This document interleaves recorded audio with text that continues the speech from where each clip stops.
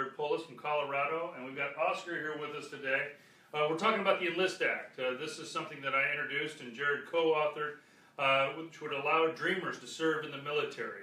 If they can pass a background check, have graduated from our high schools, proficient in English, all of the things that our military requires, this would allow them to show their ultimate act of patriotism and ultimately be able to serve in the U.S. military.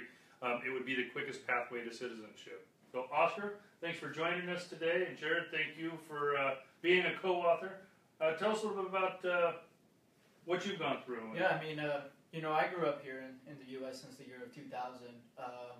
I've always had great respect for the flag, had great respect for everybody in general. I grew up here undocumented, and one of the dreams that I had growing up was, one, to become a mechanical engineer, and two, to serve our military. I wanted to serve. The reason I wanted to serve is to defend the freedom for my family and my community members, and really stand up for what was right here in the U.S. So I joined different programs, and one of them being in high school, to making sure that I was prepped up for my pre-ASVAB test. So I took that test, and my sergeant at the time, he told me, he's like, your test scores are incredible. You should really move forward. Let's get you your paperwork started. So throughout all the year, I went through trainings with the Army, and when I found out I couldn't serve the military because of my legal status here in the U.S.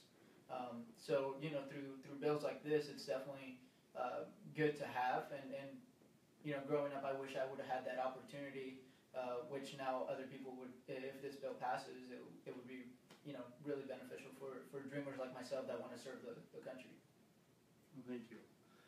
Well, we have time for questions. If you're on Facebook now, send us your questions. Otherwise, we'll just keep having a conversation here. I think so Oscar is somebody who he's able to work legally. He has deferred action, and he does, but yet he wasn't able to put his life on the line to defend our country, even though on the merits he did well on the test. He was active in high school sports. He was the captain of his soccer team. Exactly the kind of person recruiters are trying to get to join the military. He doesn't have any relationship with any other country. He doesn't, know any other country. He's been an American growing up here just like anybody else, and is exactly the kind of person that we want and need to serve in our military, to defend our freedoms. And it would have been great for him to have the ability to do that, and in doing so, just as, for instance, green card holders do, earn a expedited citizenship, which is something we already do for green card holders. But it's a great way to serve your country, and it's something that Oscar would still be in the military today. I'm sure he'd be in the military. 25 now, 25. So he'd be in the military today. Maybe even make a career out of it if he had that opportunity. What branch did you want to join? The Army. Yeah, and eventually, so that was the thing. It was me and a group of friends, also that through the training with the Army at the time. We grew up together, and we all wanted to enlist. Unfortunately, I saw my friends, which were citizens, leave, and me just looking at them serving our country. So it really.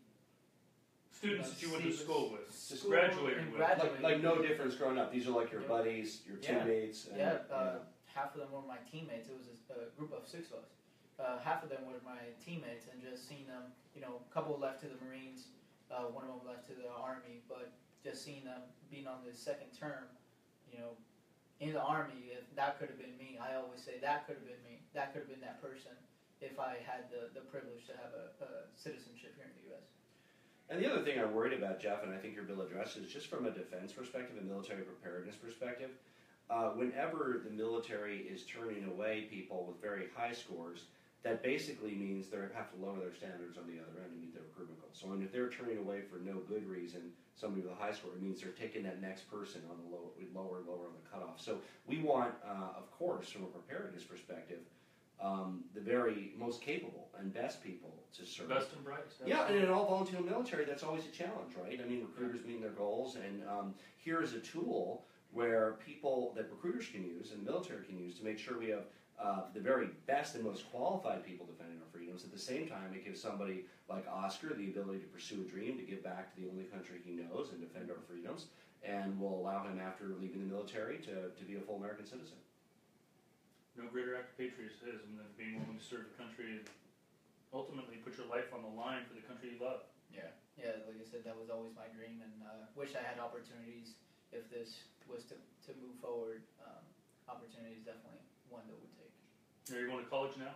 I'm going to college, yeah. Metro State University in Denver. And working. Yeah, and working. And here's a guy again, Oscar. He's been working since he was 14 years old. And working, school, sports, military preparation, all that stuff. Again, all the markings. He would have been a fine member of the military, and as I said, maybe even made a career out of it.